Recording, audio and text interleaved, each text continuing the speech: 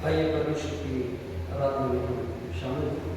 अपने आप को नम्र और दीन करें परमेश्वर के आगे, अपने आप को समर्पित करें कि परमेश्वर आज की सुबह के समय परमेश्वर इस मंदिर में हमारी सहायता और मदद करें कि हम एक आत्मा और सच्चाई से भरकर हम परमेश्वर की आराधना कर सकें।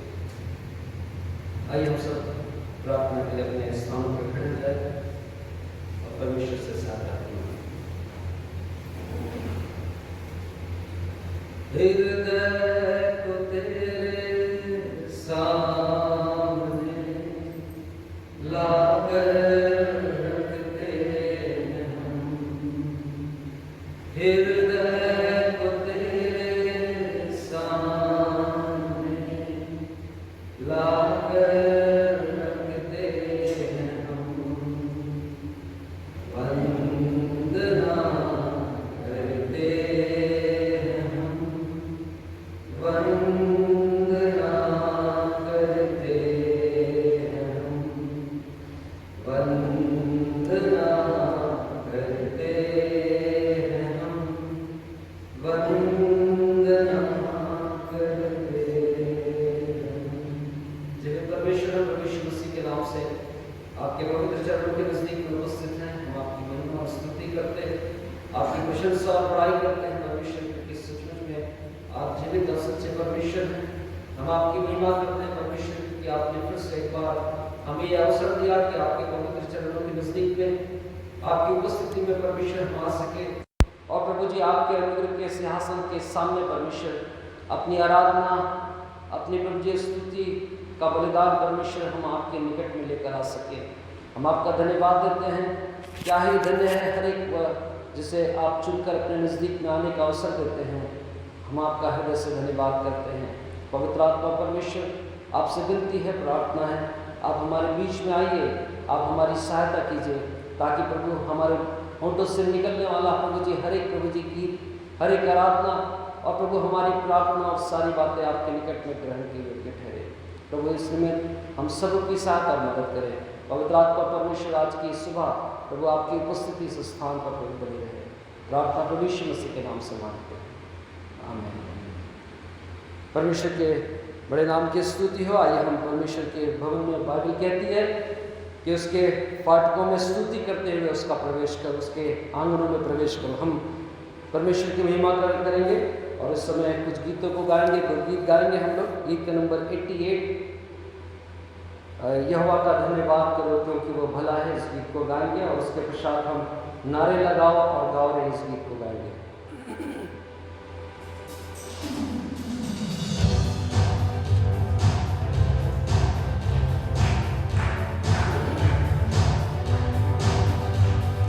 यहोवा का धन्यवाद करो क्योंकि वो भला है, उसकी करुणा सदा की है, उसका धन्यवाद करो। यहोवा का धन्यवाद करो क्योंकि वो भला है, उसकी करुणा सदा की है, उसका धन्यवाद करो।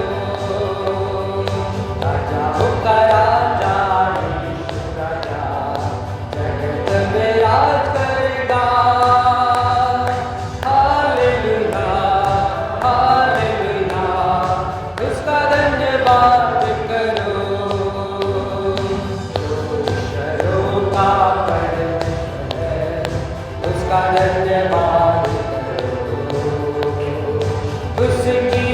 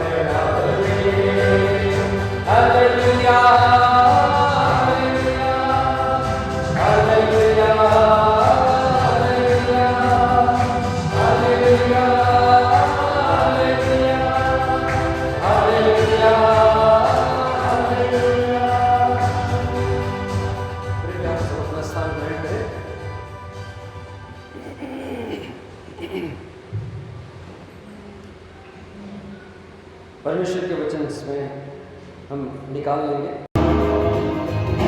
हम खड़े रहकर एक गीत का माहौल डालेंगे। गीत का नंबर 523, शांति का राजा आ रहा है, होए जय जयकार, होए जय जयकार, राजाओं के राजा यीशु मसीह की, होए जय जयकार।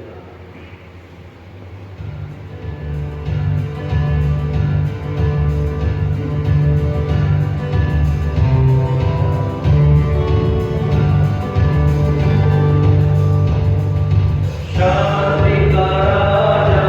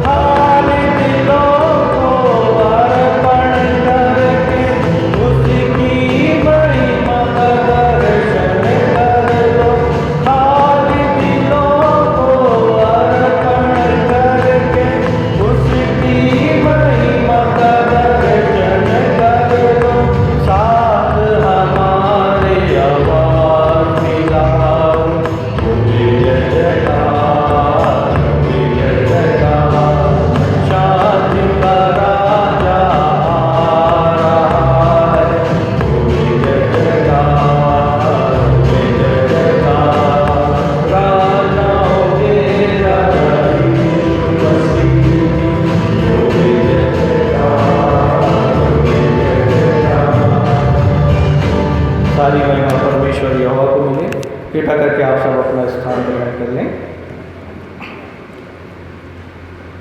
आइए हम सामूहिक पाठ पढ़ने में सहभागी होंगे। हम सब निकालेंगे भजन संहिता उसका 148वां अध्याय, सैम्स 148, और इसे हम सब एक साथ पढ़ लेंगे। भजन संहिता 148।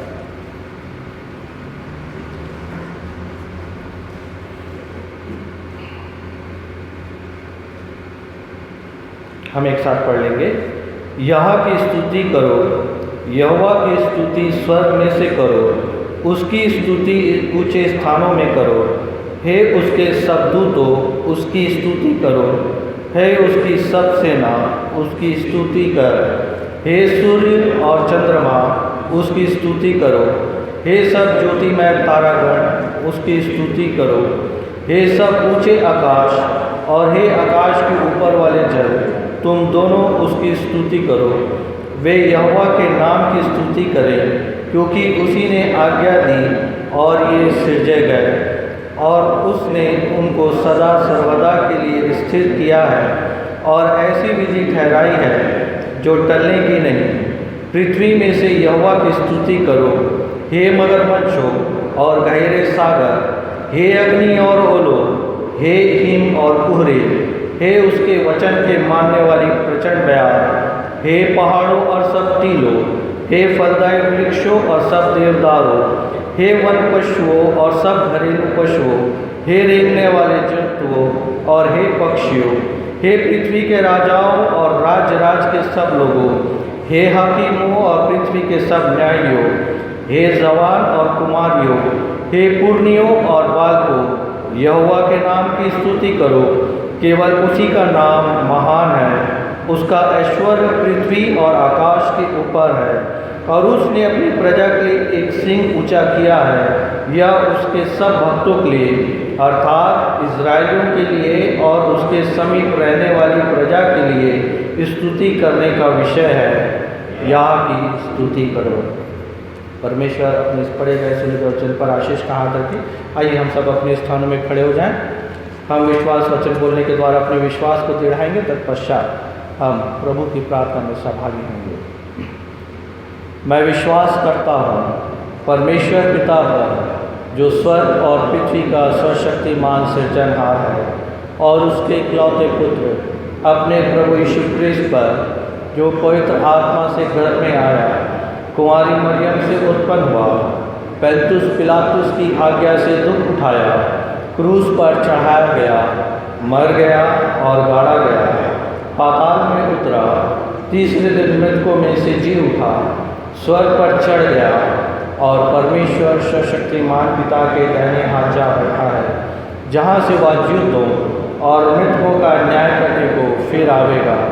मैं विश्वास करता हूँ पवित्र आत्मा पर, एक ही पवित्र क्रिस्टियानी कलीसिया, पवित्रों की संगति, पापों की क्षमा, देह के जी उठने और अनंत जीवन पर। आमीन। हे हमारे पिता, तू जो स्वर्ग में, तेरा नाम पवित्र माना जाए, तेरा राज्य आए, तेरी इच्छा जैसे स्वर्ग में पूरी होती है वैसे पृथ्वी पर भी पूरी हो।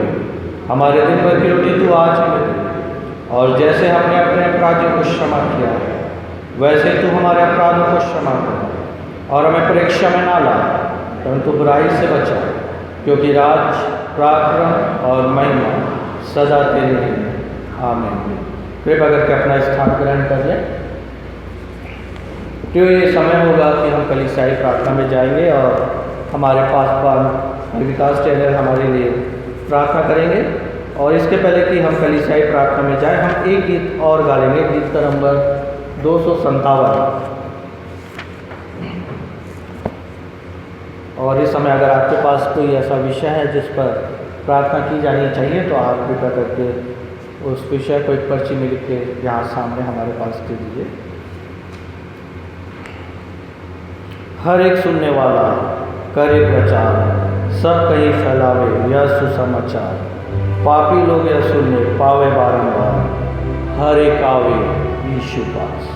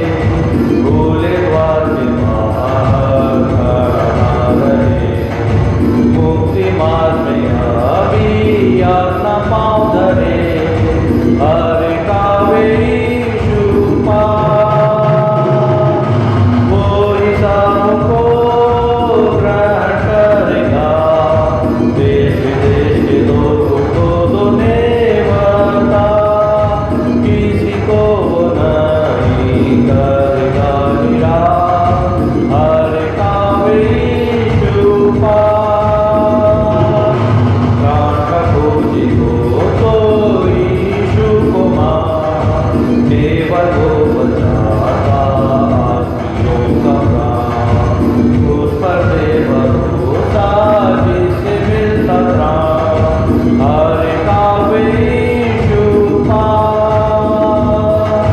वो हिसाब को ग्रहण करेगा। देश देश लोग को तो देवता किसी को वो नहीं करेगा गिरा। हर कावे शुपा।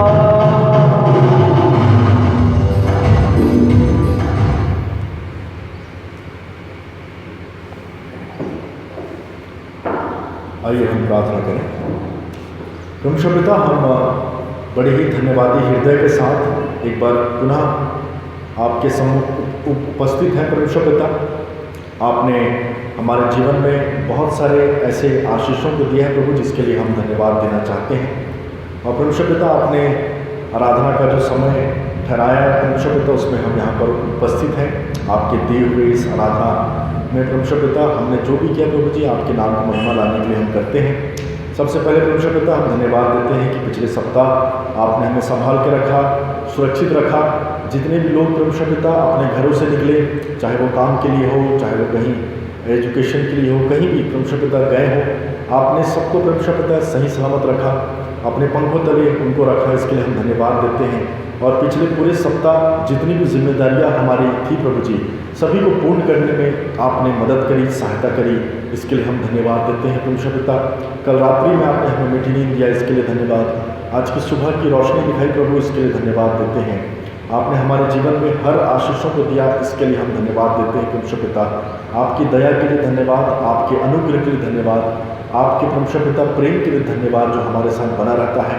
आपकी सहायता के लिए धन्यवाद, आपके सामर्थ्य के लिए धन्यवाद परमेश्वर पिता, जो कठिन से कठिन परिस्थिति में विश्वासी गण लोगों के साथ रहता है, ताकि वो अपने हर परिस्थितियों से बड़े ही विश्वास के साथ बाहर निकलने वाले हो सके परमेश्वर पिता।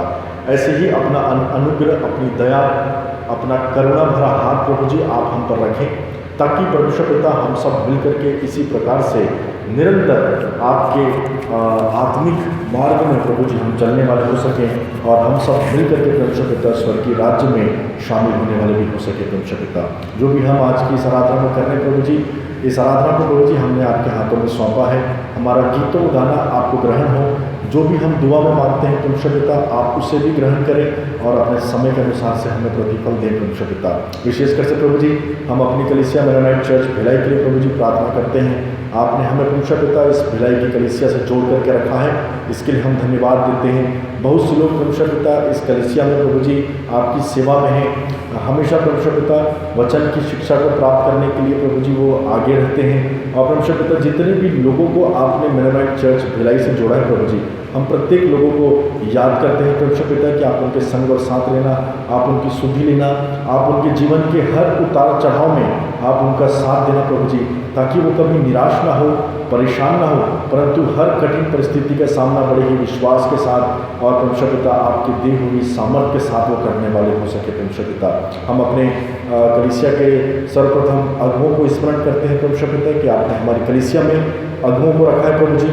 हम प्रत्येक अगुओं के लिए, अभिषिक्त गणों के लिए हम प्रार्थना करते हैं परमेश्वर पिता, और ये दुआ मांगते हैं प्रभु कि आपने जितने भी अभिषिक्त गणों को इस कलीसिया में रखा है चरवाही के लिए प्रभु जी, हम सबको प्रभु जी एक एक को आपके हाथों में सौंपते हैं, हम उनके परिवार को आपके हाथों में सौंपते हैं, हम उनके काम को प्रभु जी आपके हाथों में सौंपते हैं।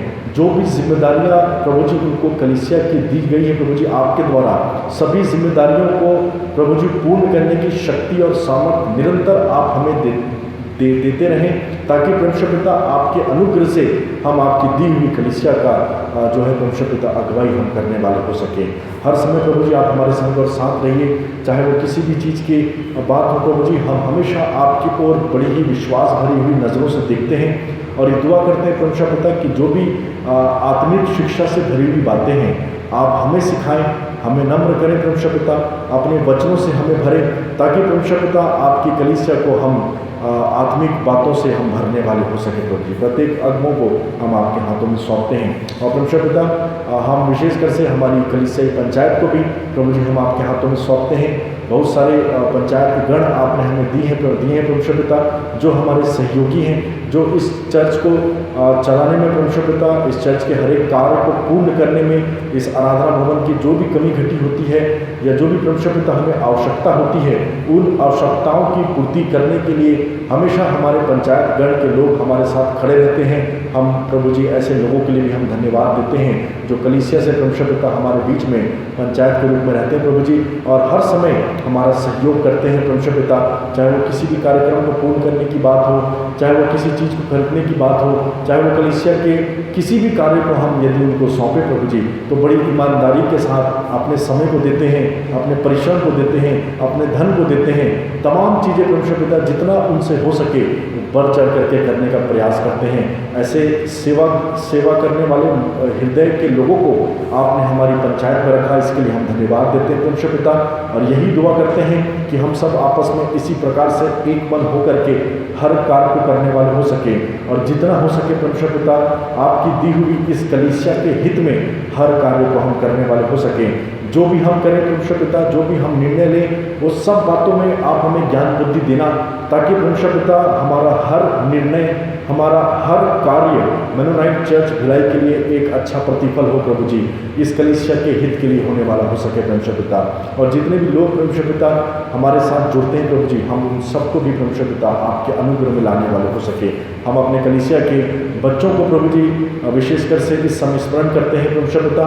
जितने भी बच्चे हमारे कलीसिया में पाए जाते हैं प्रभु जी, सभी बच्चों को हम आपके हाथों में सौंपते हैं, और ये दुआ करते हैं परमेश्वर पिता कि बहुत से बच्चों का भी एग्जाम्स का समय चल रहा है प्रभु, हम एक एक बच्चे के लिए दुआ करते हैं प्रभु कि उनके ज्ञान बुद्धि को प्रभु जी आप खोलना, ताकि जो भी एग्जाम्स जिनका हो चुका है या होने वाला होगा परमेश्वर पिता, आप सबको प्रभु जी बड़ी ही ज्ञान बुद्धि से भरना, ताकि जो भी शिक्षा उनको दी जाती है परमेश्वर पिता, उसको वो ग्रहण करके अपनी शिक्षाओं के अनुसार प्रभु जी ज्ञान बुद्धि प्राप्त करके, समझ करके अपने एग्ज़ाम को प्रभु जी बहुत ही अच्छी रीति से देने वाले हो सकें, और वो बच्चे परमेश्वर पिता एग्ज़ाम में अच्छे नंबरों से पास हो करके अब अपने माता पिता का नाम को ऊंचा करें, और आपके नाम को भी वो महिमा लाने वाला काम करने वाले हो सके परमेश्वर पिता।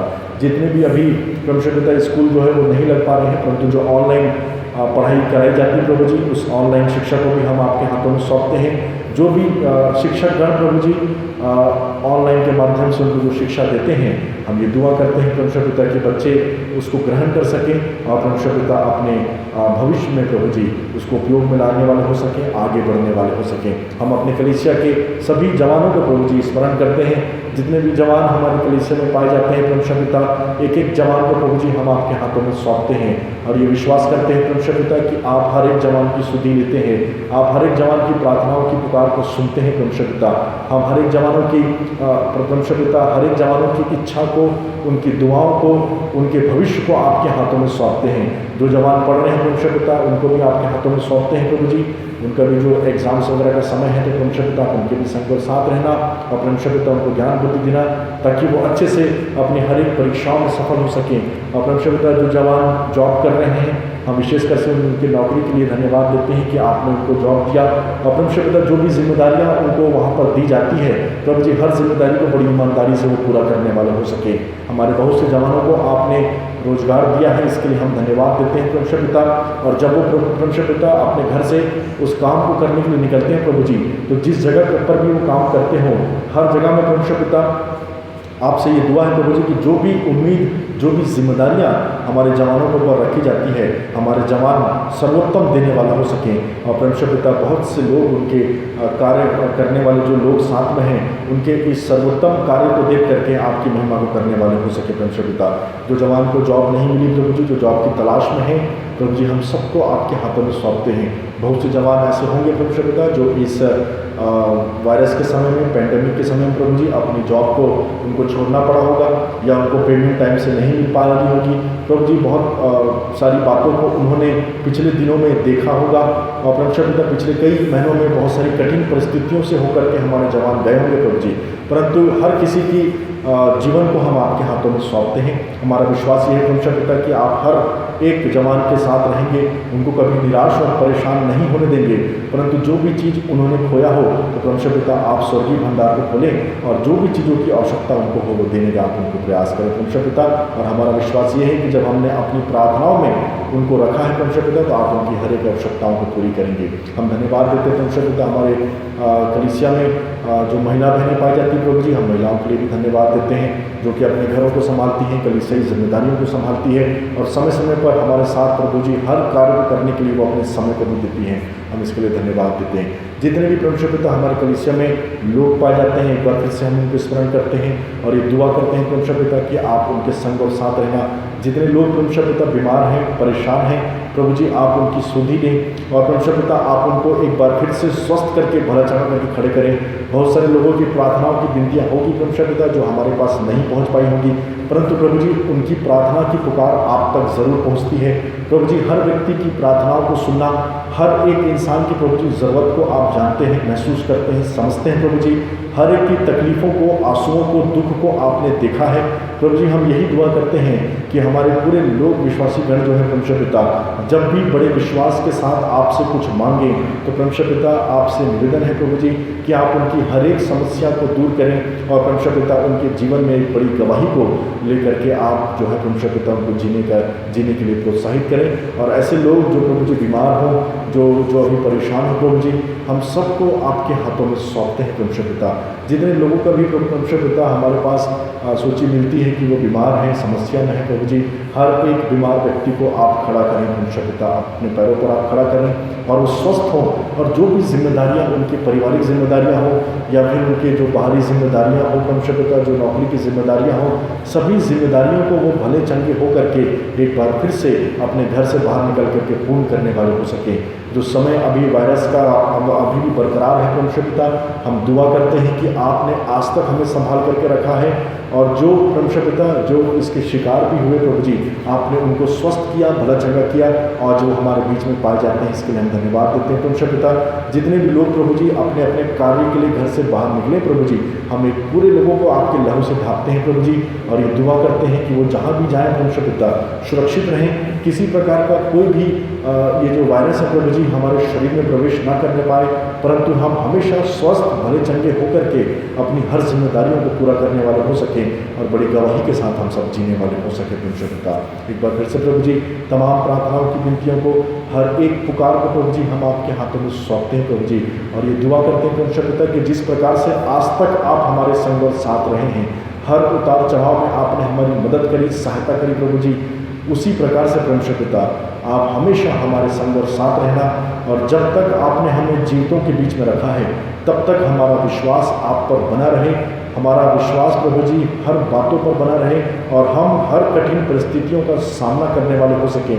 ऐसे मसीही विश्वासी हमको बना करके रखना और हमारे जीवन से प्रभु जी बहुत से लोग आपको जानने वाले हो सकें। ऐसी अनुग्रह और कृपा हम पर बना करके रखना ताकि हम सब मिल करके खुद बचने वाले नहीं परंतु हम बहुतों के जीवन को बचाने वाले भी हो सकें। ऐसी दुआ और प्रार्थना को हम करते हैं परमेश्वर पिता। धन्यवाद के साथ इस प्रार्थना को उपस्थित प्रत्येक लोगों को आराधना की आगे के पूरे बातों को हम आपके हाथों में सौंपते हैं और विनती प्रभु यीशु नाम से मांगते सुनिए ग्रहण करें।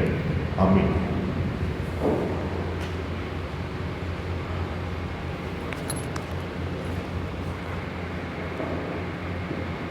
हम अपनी आराधना के मुख्य भाग की ओर पहुँच चुके हैं, तो आइए हम सब आज के आर्थिक मदद के लिए निकाल लेंगे हबक्कुक नबी की पुस्तक, उसका 3रा अध्याय पद 16 से 19। हबक्कुक 3:16 से 19, पृष्ठ संख्या 1314, पृष्ठ संख्या 1314 में पाया जाता है।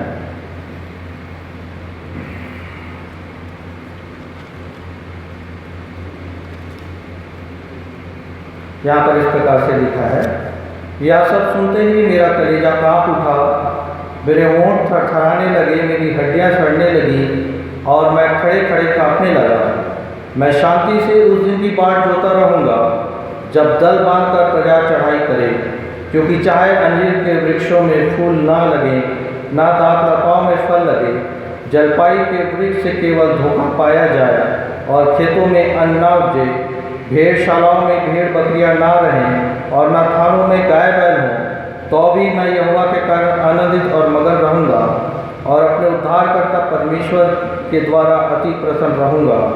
यहोवा परमेश्वर मेरा बलमूल है, वह मेरे पाँव हिरणों के समान बना देता है, वह मुझको ऊंचे स्थानों पर चलाता है।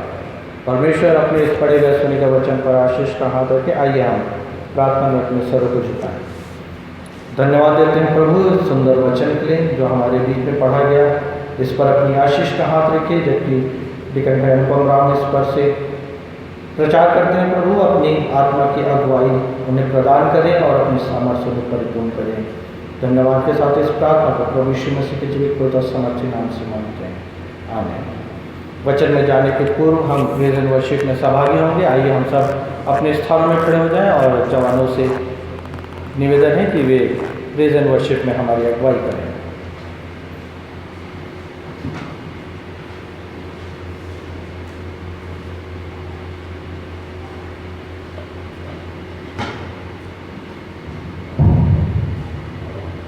Praise the Lord.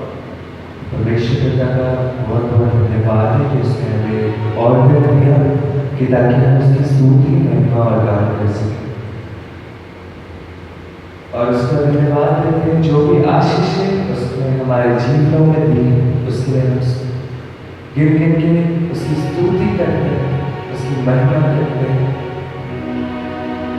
ताकि अब तक उसने संभाले रखा और जो भी आशीष है उसने हमारे जीवन में दी है, उसके लिए उसका धन्यवाद।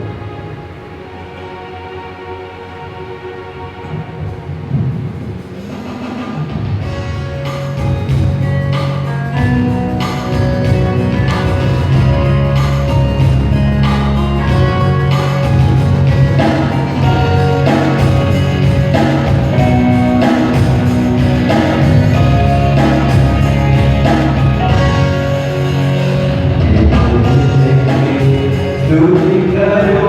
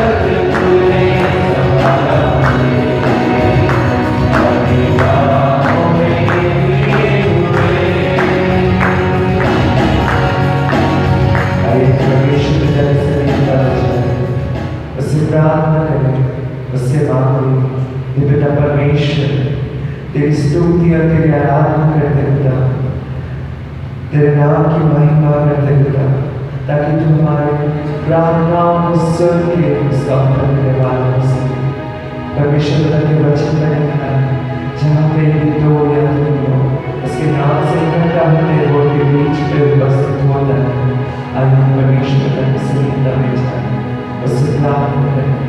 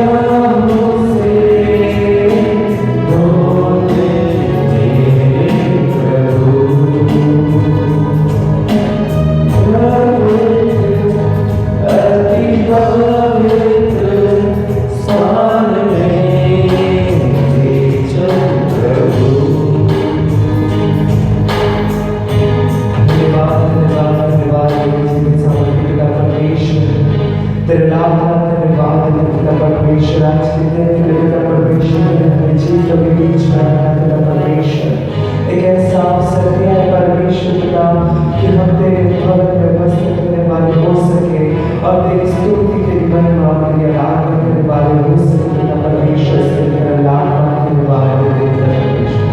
हे पिता परमेश्वर आज जो वचन का बीज यहाँ बोया जाएगा पिता परमेश्वर वो यहाँ पे हर एक लोग मनों में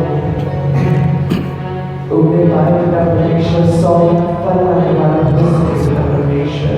हे पिता परमेश्वर तुझसे करते और प्रार्थना करते पिता परमेश्वर जो भी वास हमें सुनाने वाला पिता परमेश्वर तो के समय साथ होना पिता परमेश्वर उनके द्वारा तू बोलने वाले पवित्र आत्मा इस जगह में इस यहाँ के हर एक लोगों को बोलने के बाद परमेश्वर पिता परमेश्वर मैं उनका मांगू मेरे बाप से बंदे से कुछ चाहूँ और तू पूरा करते पिता परमेश्वर छोटी सी बंदी को तेरे प्यार से प्रभु कृष्ण नाम से मांगते आमीन। कली से अपना स्थान ग्रहण करें। प्रभु यीशु मसीह के मधुर नाम में आप सबों को जय मसीह की। परमेश्वर का धन्यवाद देता हूँ आज के इस समय के लिए जब परमेश्वर ने ये मौका मेरे जीवन में दिया कि मैं परमेश्वर के वचन को आप तक बांट सकूं।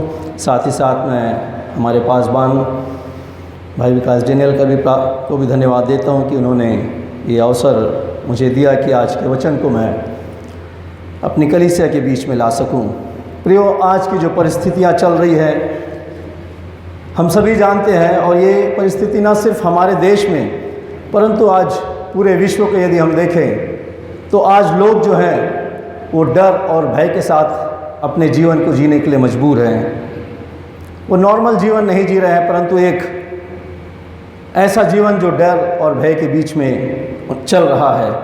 और आज वचन से प्रभु के एक ऐसे ही दास के विषय में मैं आपसे बातचीत करना चाहता हूँ जिसके जीवन में भी एक ऐसा समय आया जब वो भी डर और भय के बीच में अपने जीवन को जीने के लिए मजबूर हो गया। और उस भविष्यवक्ता उस परमेश्वर के नबी का नाम है हबक्कुक। प्रियो, हबक्कुक जो है वो यहूदा देश का रहने वाला था। यहूदा देश यदि हम कहें तो चाहे इस्राएल कह लीजिए या यहूदा देश कह लीजिए, एक समय में ये दोनों एक ही हुआ करते थे। बाद में परमेश्वर ने इसे बांट कर 2 देश बना दिया जिसमें एक इस्राएल का कहलाया और दूसरा यहूदा।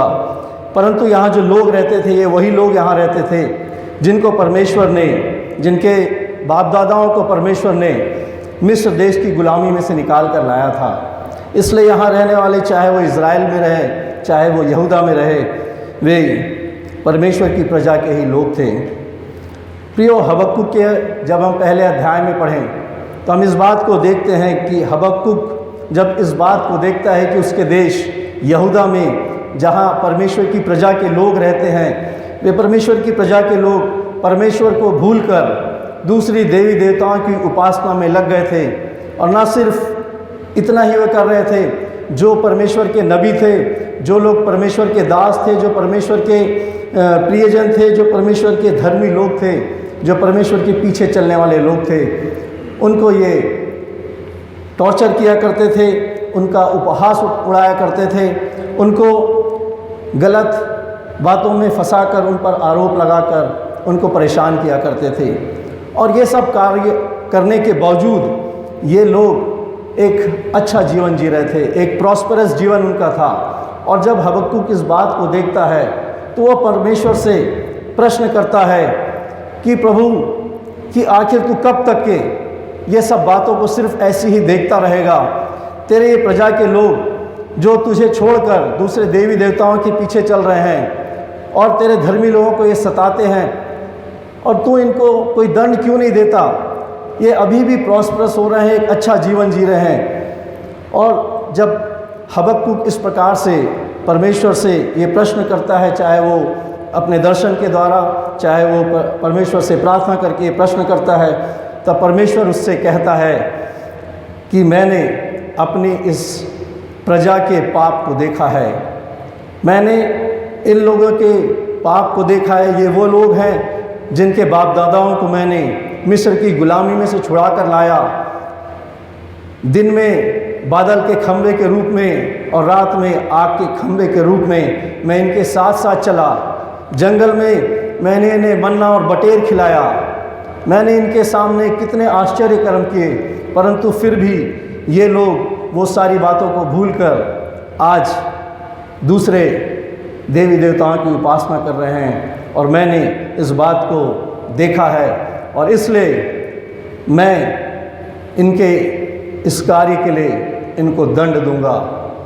और तब परमेश्वर अपनी योजना को हबक्कुक को बताता है कि परमेश्वर की क्या योजना है और किस प्रकार से वो यहूदा के इन लोगों को दंड देगा। और परमेश्वर हबक्कुक से कहता है कि मैंने कसदियों को चुना है, कसदियों अर्थात बेबीलोनियंस को चुना है कि वे इन पर आक्रमण करेंगे और इस प्रकार से मैं उनको दंड दूंगा। और तब परमेश्वर हबक्कुक को बताता है कि ये जो बेबीलोनियंस की सेना है वो कितनी भयानक सेना है। परमेश्वर हबक्कुक से कहता है कि ये जो बेबीलोनियंस की सेना है वे क्रूर, घमंडी, डरावनी और भयंकर सेना है। इसके जो घोड़े हैं वो चीतों से भी ज़्यादा रफ्तार में चलते हैं। इसकी सेना के जो लोग हैं वो जिस प्रकार से एक उकाब पक्षी जब वो अपने शिकार को देखता है तो उसे एक झपट्टे के साथ उठा ले जाता है, उसी प्रकार के इसके सैनिक हैं। जब ये दूसरे देश पर आक्रमण करते हैं तो वहाँ पर वे क्या बच्चे, क्या स्त्रियाँ, क्या बूढ़े, किसी पर भी तरस नहीं खाते, किसी पर भी दया नहीं करते और उन्हें बेरहमी से मारते हैं। और जितने लोग बच जाते हैं वे उनको बालू की किनकों की तरह से बटोर कर अपने देश में गुलामी में ले जाते हैं। वे राजाओं पर हंसते हैं और उनके हाकिमों का उपहास उड़ाते हैं, क्योंकि ये जो बेबीलोनियंस की जो सेना है वो इस बात को जानती है कि उनसे शक्तिशाली और भी कोई दूसरा राष्ट्र नहीं है। बेबीलोनियंस की सेना जो थी इनका सिर्फ एक ही मोटिव था, वे सारे देशों पर चढ़ाई करके उसको जीत लेना चाहते थे और वे बहुत ही शक्तिशाली और बलवान थे उस समय के सभी राष्ट्रों में। और वे सभी राष्ट्रों पर चढ़ाई करके इसी प्रकार की क्रूरता के साथ उन्हें वे जीत लेते थे। और परमेश्वर कहता है कि ये जो बेबीलोनियंस की सेना है ये अपने बल की पूजा करते हैं, इनका बल ही इनका देवता है, क्योंकि ये इस बात को जानते हैं कि इनसे ज़्यादा पराक्रमी और भी कोई देश के लोग नहीं हैं। और परमेश्वर हबक्कुक को ये कहता है कि ये जो दर्शन की बात मैं तुझे बता रहा हूँ, ये सारी बातों को तू एक पटिया में लिख ले, साफ साफ इसे लिख ले, ताकि एक व्यक्ति इसे दौड़ते हुए भी अच्छे से पढ़ सके, क्योंकि ये जो बातें हैं ये नियत समय में पूरी होने वाली है। इसमें भले ही देरी हो सकती है, इसमें भले ही विलम्ब हो सकता है, परंतु इसमें कोई धोखा नहीं होगा। और परमेश्वर हबक्कुक से ये भी बात कहता है कि ये सारी बातें तेरे ही दिनों में होगा, ये सारी बातें तेरे ही दिनों में होगी, मतलब you will also be a part of it, तुझे भी इसमें से होकर गुजरना होगा। और जब हबक्कुक परमेश्वर के इस योजना को सुनता है और परमेश्वर उससे कहता है you will also be a part of it, तब हबक्कुक अपने 3 अध्याय और 16वें पद में कहता है, यह सब सुनते ही मेरा कलेजा कांप उठा, मेरे होंठ थरथराने लगे, मेरी हड्डियां सड़ने लगी और मैं खड़े खड़े कांपने लगा। प्रियो, हबक्कुक परमेश्वर की इन बातों को सुनकर इतना डर गया कि वो कहता है कि मेरा कलेजा कांप उठा, उसके होंठ थरथराने लगे। वो कहता है कि मेरी हड्डियां सड़ने लगी।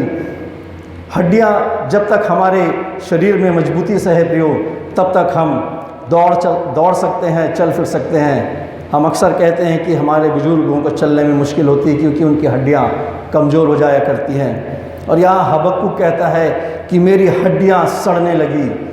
हबक्कुक अपने दिल की बात यहाँ बता रहा है। वो कह रहा है कि मैं खड़े भी नहीं हो सकता क्योंकि उसकी तो हड्डियाँ सड़ने लगी है, उसके शरीर में जो हड्डियाँ हैं वो ख़त्म होने लगी है। इस कदर हबक्कुक डर जाता है।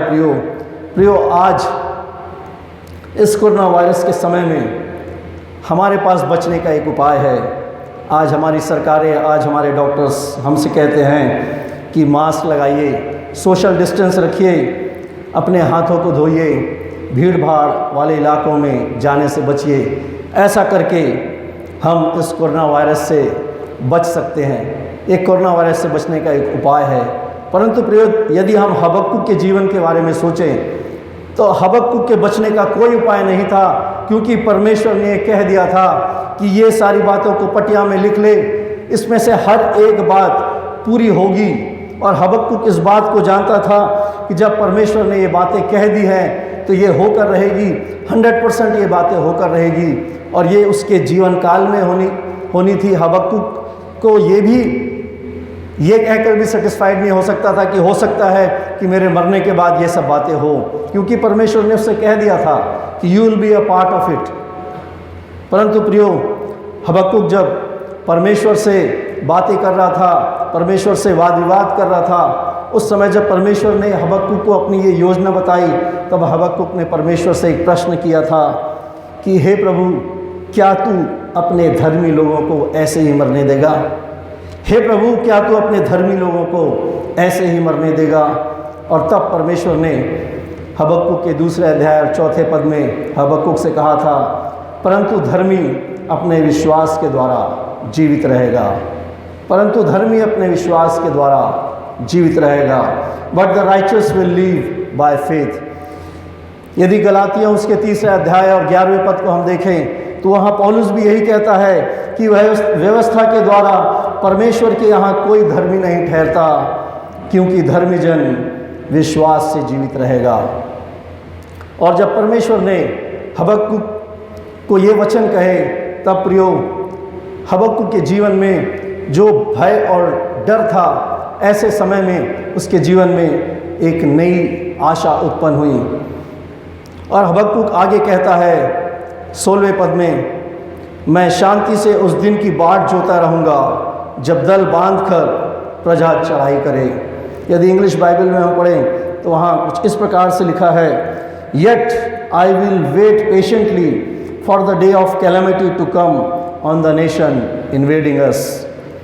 तो भी मैं धीरज के साथ उस विपत्ति के दिन की बाट जोता रहूँगा जब दुश्मन मेरे देश पर चढ़ाई करेगा।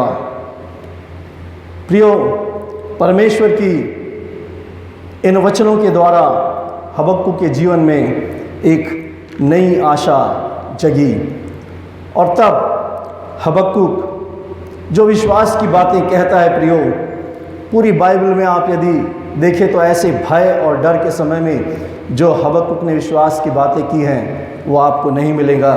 जब हम इसके 17वें और 18वें पद को देखते हैं तो यहाँ पर हबक्कुक कहता है, क्योंकि चाहे अंजीर के वृक्षों में फूल न लगे और न दाखलताओं में फल लगे, जलपाई के वृक्ष से केवल धोखा पाया जाए और खेतों में अन्न न उपजे, भेड़शालाओं में भेड़ बकरियां न रहे और न थानों में गाय बैल हो।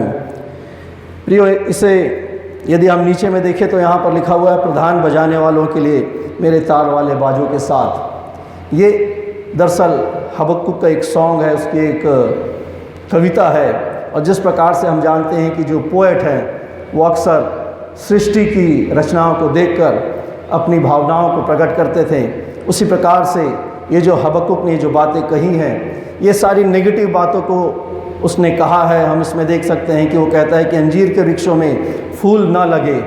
परंतु मैं आप लोगों को इसका थोड़ा एक्सप्लेनेशन पॉजिटिव वे में बताने की कोशिश करूंगा। पुराने समय में जब हबक्कुक के समय में लोगों के जीवन को जीने के लिए, उनके इकोनॉमिक कंडीशन को अच्छे करने के लिए उनके पास सिर्फ 2 ही ऑप्शन था, एक तो एग्रीकल्चर और दूसरा लाइव स्टॉक। या तो वे खेती बाड़ी करते थे या तो वे फिर जानवरों को पालते थे।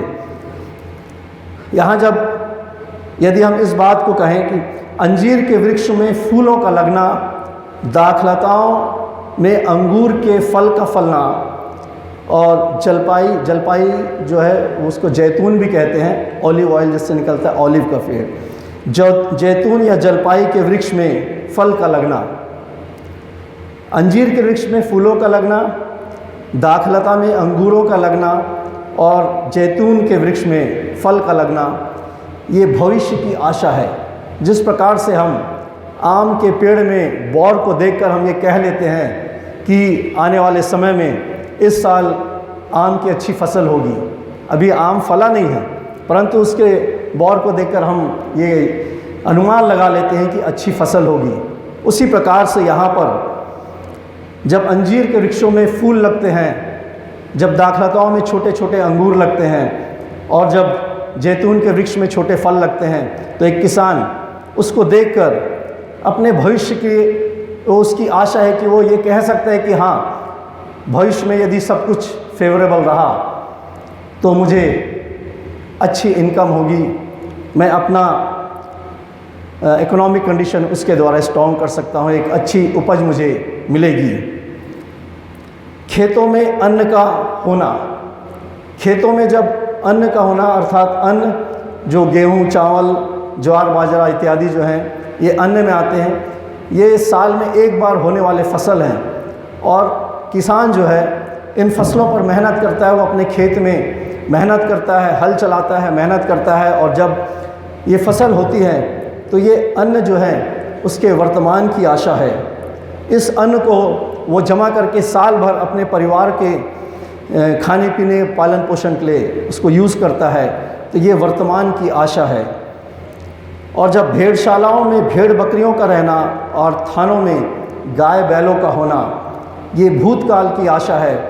अर्थात जब एक किसान जानवरों को पालना स्टार्ट करता है तो वे कुछ जोड़ी गाय बैल या भेड़ बकरियों को वो पालना स्टार्ट करता है और कुछ साल पश्चात जब ये जानवर उसके पास बहुतायत में हो जाते हैं, तब उसके वर्तमान और उसके भविष्य के लिए ये जानवर उस समय काम में आते हैं जब वो किसी प्रॉब्लम में होता है, वो अपने जानवरों को बेच कर या उसकी खेती में कुछ फसल नहीं उगते हैं, तो ऐसे समय में वो अपने इन लाइव स्टॉक के द्वारा, अपने इन जानवरों के द्वारा अपने परिवार का पालन पोषण कर सकता है, उनको बेचकर।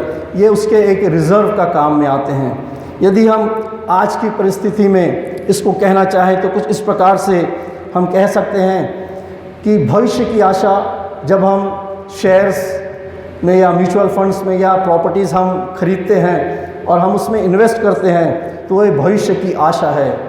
वर्तमान की आशा, जो जॉब हम कर रहे हैं, जो बिज़नेस आज हमारा चल रहा है, जिससे हमको मंथली या रेगुलर इनकम होता है, जिससे कि हमारा घर परिवार चलता है, वो हमारी वर्तमान की आशा है। भूतकाल की आशा, जो फिक्स डिपॉजिट्स हमने करके रखे हुए हैं ताकि हमारे भविष्य में या जो पहले हमने फिक्स डिपॉजिट पास्ट में किया है, जो हमारे वर्तमान और भविष्य में ज़रूरत पड़ने में हमें काम में आ सकती है, वो भूतकाल की आशा है।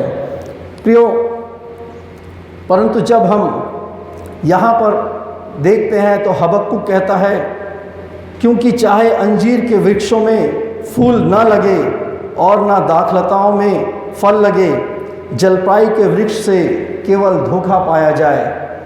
अर्थात जो भविष्य की आशा है उसमें पूरी निराशा है, कोई आशा नहीं है। जब अंजीर के वृक्षों में फूल ही नहीं खिलेंगे तो फल का तो सवाल ही नहीं पैदा होता है।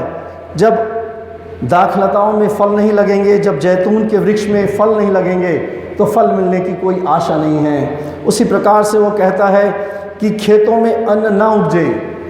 जब खेतों में अन्न नहीं उपजेंगे तो वर्तमान की उसकी कोई आशा नहीं है। वो कहता है भेड़शालाओं में भेड़ बकरियां ना रहे और ना थानों में गाय बैल हो। भूतकाल से भी उसे कोई आशा नहीं है कि उसके पास कोई जानवर नहीं है। और हबक्कुक कहता है कि अगर मेरे जीवन में ऐसी कंडीशन भी आती है, ऐसा समय भी आता है जब कोई आशा मेरे जीवन में नहीं है। आज के भाषा में हम ये कहें कि कोई व्यक्ति जब बैंकरप्ट हो जाता है या दिवालिया हो जाता है तो उसका जो जीवन हो जाता है, ऐसे जीवन के बारे में हबक्कुक कहता है कि यदि मेरा जीवन ऐसा हो जाए कि मेरे पास कुछ ना रहे, तब वो कहता है तो भी 18वें पद में वो कहता है, तो भी मैं यहोवा के कारण आनंदित और मगन रहूँगा और अपने उद्धारकर्ता परमेश्वर के द्वारा अति प्रसन्न रहूँगा। चाहे मेरे जीवन से कोई आशा नहीं हो, तभी भी मैं परमेश्वर के कारण आनंदित और मगन रहूँगा और अपने उद्धारकर्ता परमेश्वर के द्वारा अति प्रसन्न रहूँगा। प्रियो, अंजीर के वृक्ष में यदि फूल लगे हों, दाखलता में यदि अंगूर के फल लगे हों, जलपाई के वृक्ष में फूल फल लगे हों, खेतों में अच्छा अन्न उपजे, भेड़शालाओं में भेड़ बकरियां रहें, थानों में यदि गाय बैल हों, ऐसे समय में परमेश्वर पर विश्वास करना बहुत आसान है। कहने का अर्थ ये, जब हमारे जीवन में सारी योजनाएं हमारी इच्छा के अनुसार से सफल होती रहें, जब हमारा बैंक बैलेंस अच्छा है, जब हमारा इकोनॉमिक कंडीशन बहुत अच्छा है, ऐसे समय में प्रियो ये डिस्टिंग्विश करना, ये अंतर करना कि क्या मैं परमेश्वर पर विश्वास करता हूँ या परमेश्वर के उस ब्लेसिंग्स पर विश्वास करता हूँ, ये अंतर कर पाना प्रियो बहुत मुश्किल काम है। और यही वो बड़ा प्रश्न है जिसको शैतान ने भी परमेश्वर से पूछा था। यदि हम अय्यूब उसके पहले अध्याय को निकालें और उसके 9वें पद से 11वें पद तक पढ़ें तो वहाँ पर कुछ इस प्रकार से लिखा हुआ है। 8वें पद से, यहोवा ने शैतान से पूछा, क्या तूने मेरे दास अय्यूब पर ध्यान दिया है? क्योंकि उसके तुल्य खरा और सीधा और मेरा भय मानने वाला और बुराई से दूर रहने वाला मनुष्य और कोई नहीं है।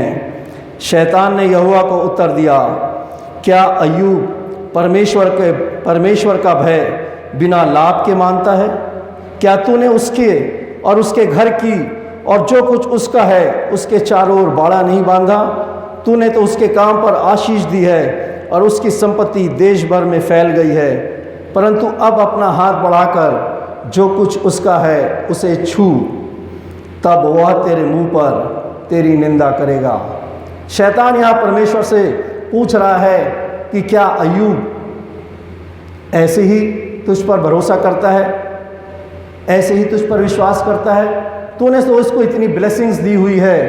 प्रियो, आज हमारे जीवन में भी ब्लेसिंग्स हैं और हम कहते हैं हम परमेश्वर पर विश्वास करते हैं। आज प्रियो, हमको ये सोचने की ज़रूरत है कि क्या हम हबक्कुक की तरह यह कह सकते हैं कि यदि ये सारी चीज़ें मेरे जीवन में ना रहे, यदि मैं बैंकरप्ट हो जाऊं, मेरा जॉब चले जाए और वर्तमान और भविष्य की कोई आशा मेरे पास न रहे, तो क्या मैं ऐसे कंडीशन में भी परमेश्वर पर विश्वास कर सकता हूं? क्या ऐसे कंडीशन में मैं परमेश्वर में आनंदित रह सकूंगा? और यही बात शैतान परमेश्वर से भी यहाँ कहता है कि अय्यूब को तूने तो बहुत सारी आशीष दी है, इसीलिए वो तुझ पर विश्वास करता है, तेरी स्तुति और महिमा करता है। और एक बार ये आशीषें उससे छीन कर देख, वो तेरे मुंह पर निंदा करेगा। इस बात को जानते हैं कि अय्यूब के जीवन से उसकी सारी आशीषें खत्म हो जाती है, उसकी सारी संपत्ति खत्म हो जाती है, उसके बाल बच्चे मर जाते हैं, यहाँ तक कि उसकी पत्नी उसे छोड़कर चली जाती है। इतना ही नहीं, शैतान परमेश्वर से परमिशन लेके उसे शारीरिक कष्ट भी देता है, परंतु ऐसे समय में भी अय्यूब परमेश्वर पर ही विश्वास करता है और वो कहता है कि यहोवा ने दिया, यहोवा ही ने लिया, यहोवा का नाम धन्य है। यदि हम उत्पत्ति के 38वें से 41वें अध्याय तक देखें तो वहाँ पर हम यूसुफ के जीवन के विषय में देखते हैं। यूसुफ को 17 वर्ष की आयु में उसके भाइयों ने मिद्यानियों के हाथ में बेच दिया था जो मिस्र को जा रहे थे, और 17 वर्ष की आयु में यूसुफ मिस्र में एक गुलाम की तरह पहुंचाया गया। वहाँ उसको पोतीपर ने खरीदा। वो पोतीपर के घर में कुछ समय रहा। उसके बाद उसकी पत्नी ने उस पर गलत इल्ज़ाम लगा के उसको जेल खाने में डलवा दिया, और यूसुफ 17 वर्ष के आयु के बाद कुछ समय पोतीपर के घर में रहा। उसके बाद वो जेल खाने में चले गया। एक गुलाम को जेल खाने में क्या आशा हो सकती है? उसके लिए कोई आशा नहीं थी, क्योंकि वो ऑलरेडी एक गुलाम था और वो अब जेल खाने में डाल दिया गया। उस मिस्र देश के जेल खाने में, वो देश जो उस समय का सबसे पराक्रमी देश था, वो जो सबसे शक्तिशाली राष्ट्र था, जहाँ का राजा फिरौन था, ऐसे देश के जेल खाने में यूसुफ है। परंतु यदि आप उन वचनों को पढ़ेंगे 38वें से 41वें अध्याय तक, तो आप इस बात को देखेंगे कि यूसुफ कभी भी निराश नहीं हुआ। यूसुफ ने कभी भी परमेश्वर से कोई कंप्लेन भी नहीं किया कि प्रभु मुझे ये कहाँ ला कर डाल दिया है, मेरे लिए कोई आशा नहीं, क्या मैं यहाँ से ज़िंदा निकल भी पाऊँगा, क्या मैं अपने पिता और अपनी माता से मिल सकूँगा, अपने भाइयों से मिल सकूँगा। प्रियो, परमेश्वर ने यूसुफ को 2 स्वप्न दिखाए थे। एक स्वप्न था जिसमें परमेश्वर ने उसे दिखाया था कि उसका पूला खड़ा हो गया और 11 पूले उसके चारों तरफ, उसके भाइयों के जो पूले हैं वो उसको झुककर दंडवत कर रहे हैं। दूसरा स्वप्न परमेश्वर ने यूसुफ को दिखाया था कि यूसुफ के चारों तरफ चांद तारे और सूरज चांद और 11 तारे उसको झुककर दंडवत कर रहे हैं। सूरज चांद अर्थात उसके माता और पिता और 11 तारे उसके भाई जो थे। ये स्वप्न यूसुफ को परमेश्वर ने दिखाया था। और यहाँ यूसुफ मिस्र में जेल खाने में पड़ा है, परंतु मिस्र के उस जेल खाने में भी यूसुफ आनंदित था, वो परमेश्वर में खुश था। उसने परमेश्वर से कंप्लेंट नहीं किया कि तूने तो प्रभु ऐसा ऐसा स्वप्न मुझे दिखाया और आज कहाँ मुझे डाल दिया, मेरे जीवन में कोई आशा नहीं है। यदि हम वचन को पढ़ें तो वहाँ वचन में लिखा है, जब यूसुफ राजा फ़िरौन के सामने लाया गया, जब राजा फ़िरौन को एक स्वप्न आया जिसका कोई भी बताने वाला नहीं था, और जब यूसुफ उस स्वप्न को बताने के लिए राजा फ़िरौन के सामने लाया गया, उस समय यूसुफ की आयु 30 वर्ष की थी। 13 वर्ष तक के यूसुफ उस जेल खाने में रहा जहां उसकी कोई आशा नहीं थी, परंतु उसने परमेश्वर से कभी भी कुछ नहीं कहा, परमेश्वर से कभी भी उसने शिकायत नहीं की।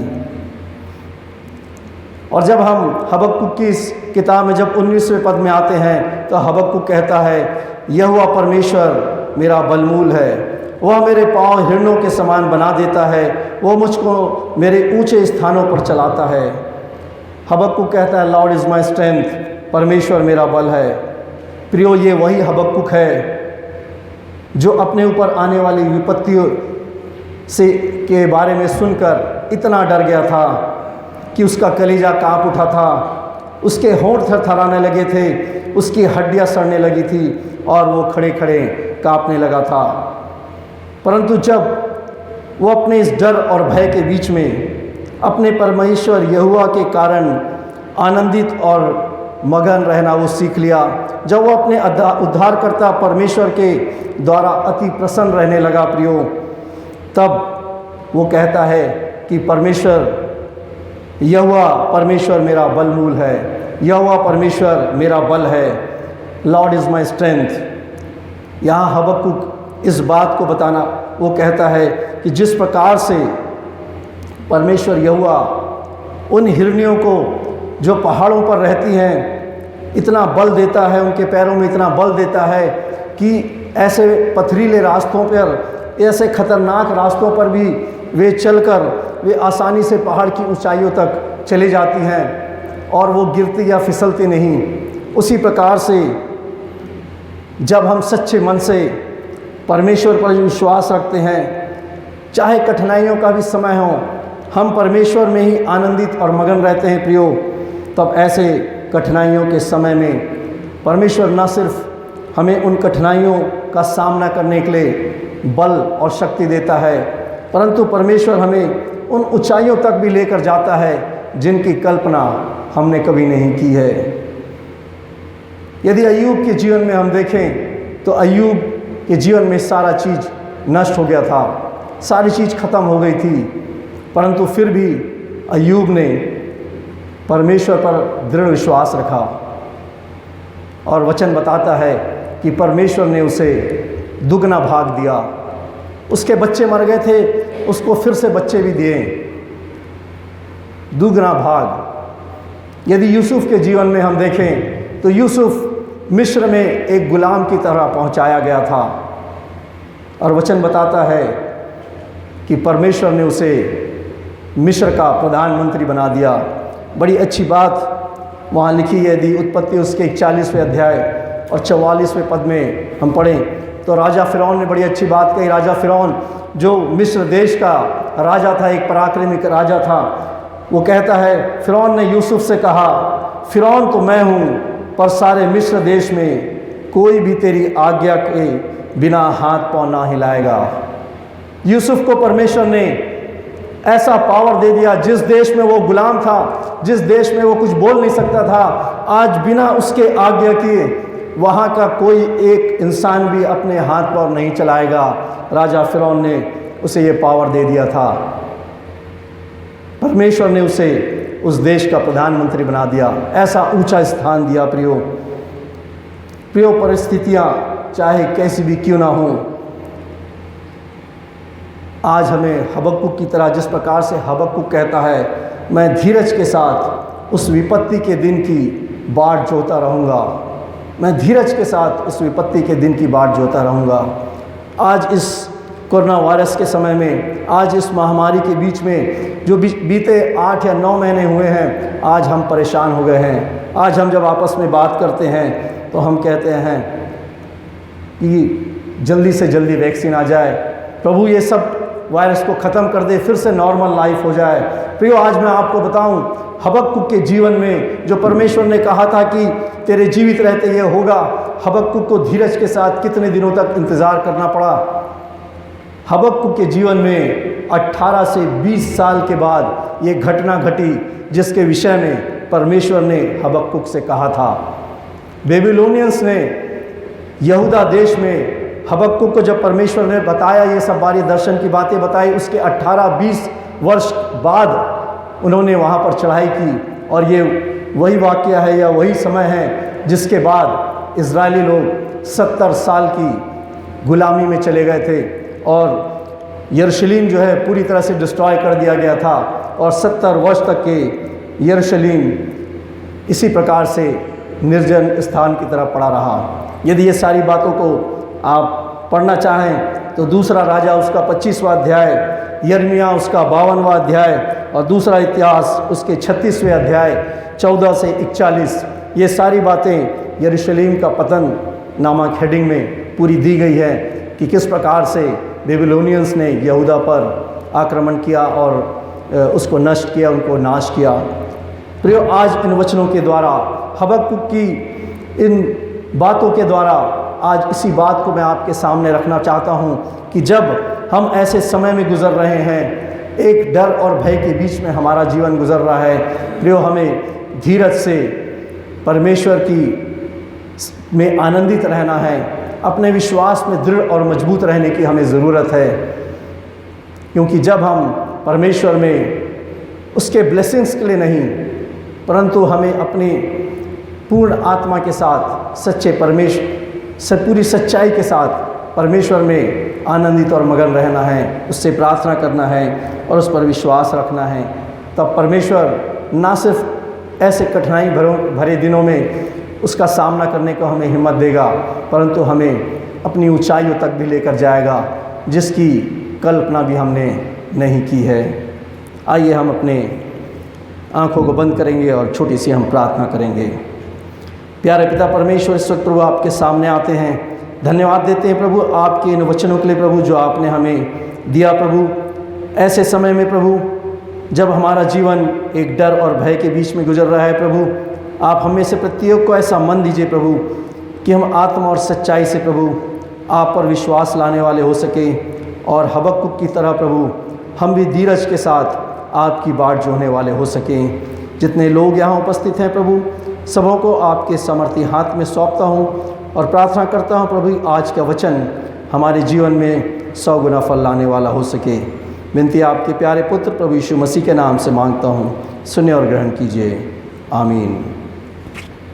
धन्यवाद।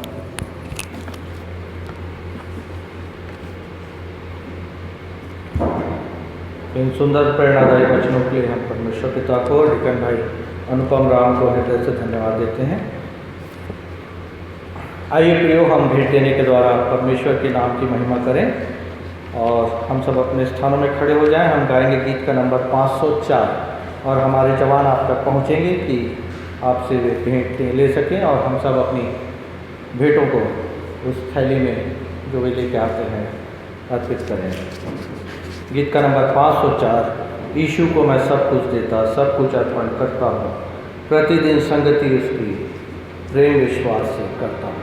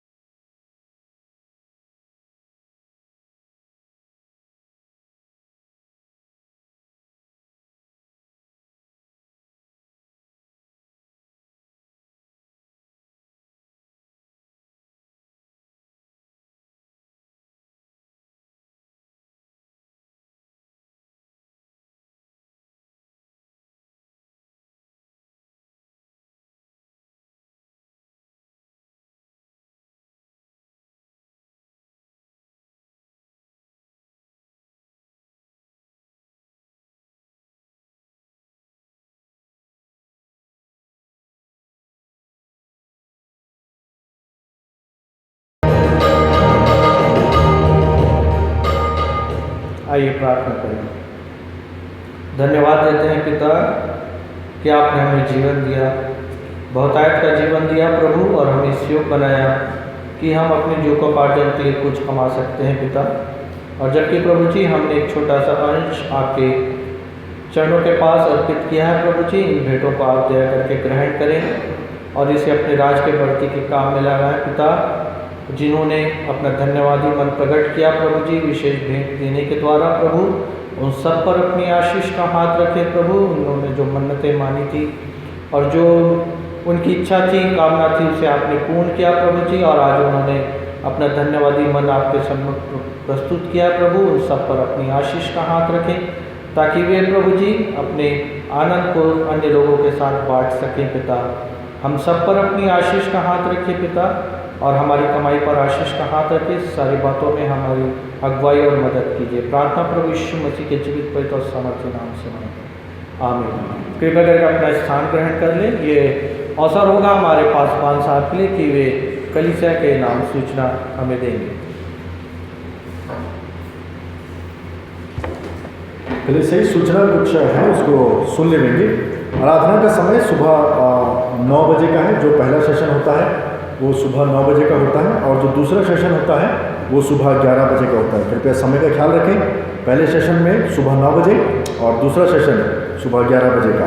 पिछले सप्ताह जो हमने भेंट परमेश्वर को अर्पण किए वो इस प्रकार से रहे।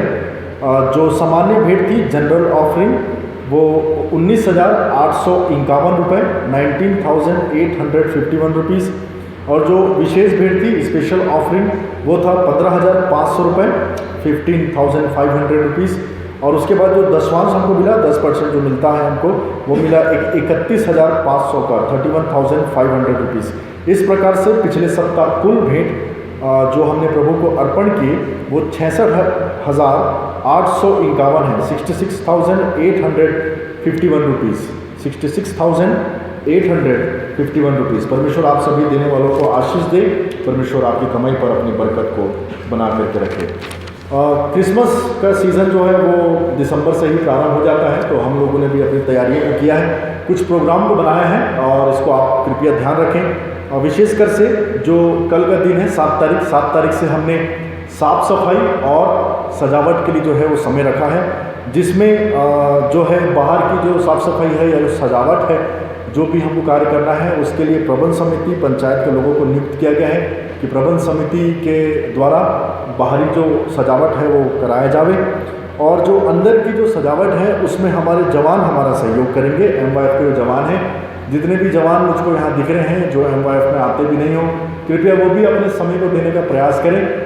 और जवानों के साथ साथ जवानों के माता पिताओं से भी निवेदन है कि कृपया अपने बच्चों को 7:30 बजे चर्च में आप भेजें ताकि हम जवान लोग मिल करके चर्च को सजा सकें। जिसके लिए कल जो है एक मीटिंग रखी गई है, जवानों की कल एक मीटिंग रखी गई है 7:30 बजे इसी आराधना भवन में। जितने भी जवान उसमें शामिल हो सकते हैं, कृपया करके आप 7:30 बजे कल यहाँ पर आएँ ताकि जो चर्च की अंदरी जो भीतरी का जो सजावट है उसके बारे में कुछ चर्चा हम कर सकें, कुछ प्लानिंग को हम कर सकें। और जो भी हमारा सामान पुराना है वो सबको हम चेक करेंगे।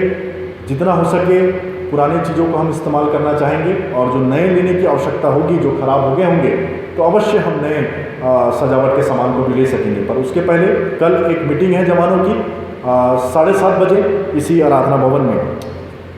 उसके बाद जो है वो 20 तारीख का एक कार्यक्रम है जिसमें हम लोग संध्या 6:30 बजे आराधना भवन में उपस्थित होंगे। 20 दिसंबर को जो कि दिन रविवार है, उस दिन संडे स्कूल के बच्चों का, महिला सभा का और जवान सभा का, तीनों का कार्यक्रम 20 तारीख को इसी आराधना भवन में हम 6:30 बजे संध्या प्रारंभ करेंगे।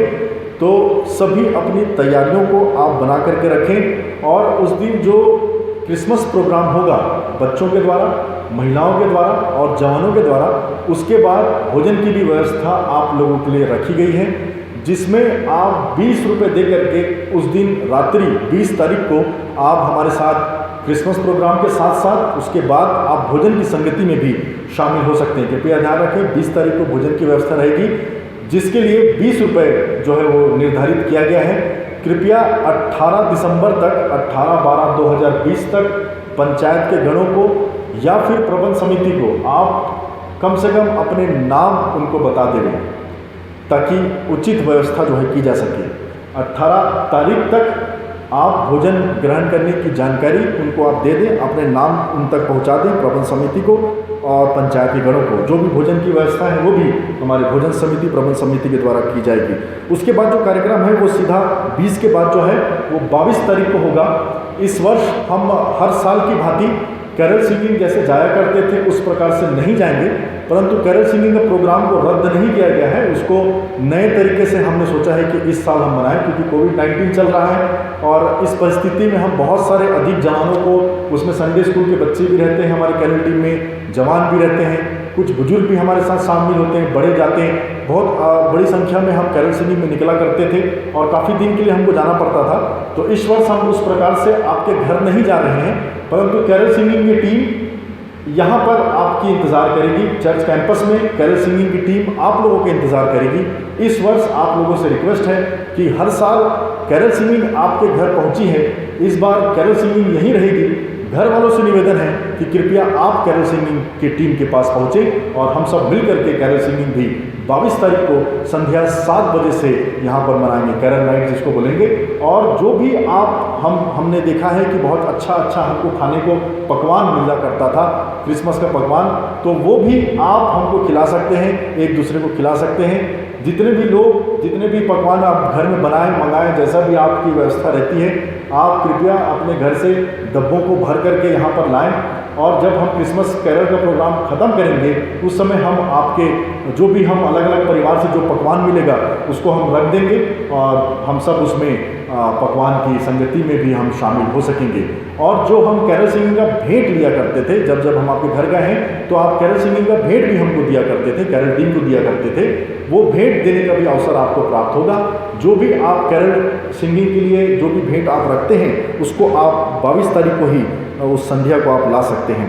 उसके बाद जो प्रोग्राम होगा वो सीधा होगा 24 तारीख का, क्रिसमस के एक दिन पहले 24 तारीख को, वो भी संध्या 6:30 बजे 7 बजे से होगा आराधना भवन में, जो कि कैंडल लाइट सर्विस होगा, जिसको स्थानीय महिला सभा जो है वो संचालित करेंगी। कृपया ध्यान रखेंगे महिलाएं बहनें कि आप लोग जो हैं वो 24 तारीख के कार्यक्रम को आप लोग कैंडल लाइट जो होता है उसको आप लोग संचालित करेंगे।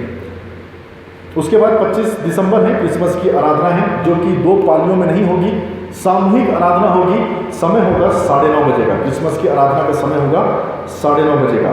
उसके बाद जो है 31 दिसंबर को वॉच नाइट सर्विस होगा। 25 के बाद सीधा 31 का हमारा कार्यक्रम है, जो कि वॉच नाइट सर्विस का रहता है। उस दिन भी हम आराधना भवन में शाम 7 बजे मिलेंगे और उस दिन जो वॉच नाइट सर्विस होता है उसका संचालन हमारे जवान MYF के जवानों के द्वारा जो है वो किया जाएगा। 1 जनवरी को 9 वर्ष की आराधना सुबह 9:30 बजे होगी।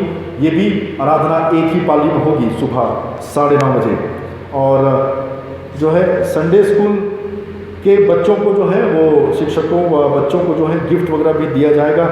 और जो भोजन का मैंने अनाउंसमेंट किया था उसमें एक बात और है कि उस दिन बच्चों का और संडे स्कूल के शिक्षकों का भोजन जो है उसमें निःशुल्क रहेगा। तो ये जो कुछ सूचनाएं थी जो मैं आप तक पहुंचाना चाहता था, कृपया इन सभी बातों को आप ध्यान में रखें और हर कार्यक्रम में बड़े ही उत्साह के साथ आप भाग लेंगे।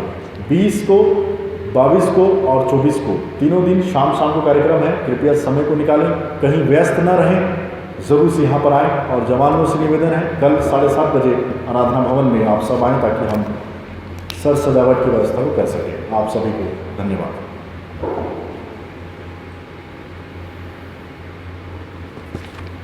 संडे स्कूल के शिक्षिकाओं और शिक्षक से निवेदन है कि कृपया करके आप अपने बच्चों का एक लिस्ट पास्टर साहब को दे दीजिएगा।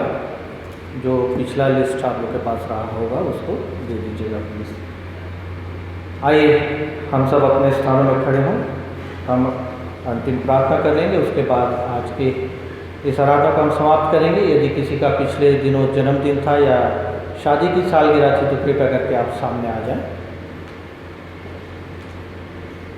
आइए हम प्रार्थना में जाएं।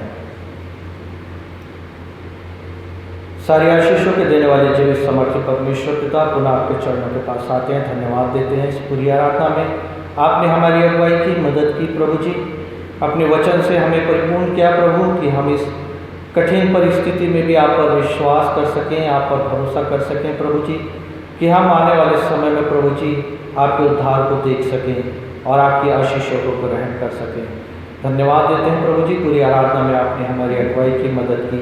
जितने आए प्रभु प्रत्येक पर अपनी आशीष का हाथ रखिए। होने दीजिए कि हम जब अपने अपने घरों को जाते हैं प्रभु और अपने अपने कार्यों में आगे बढ़ते हैं प्रभु, आपकी आत्मा हमारी अगुवाई करे, मदद करे।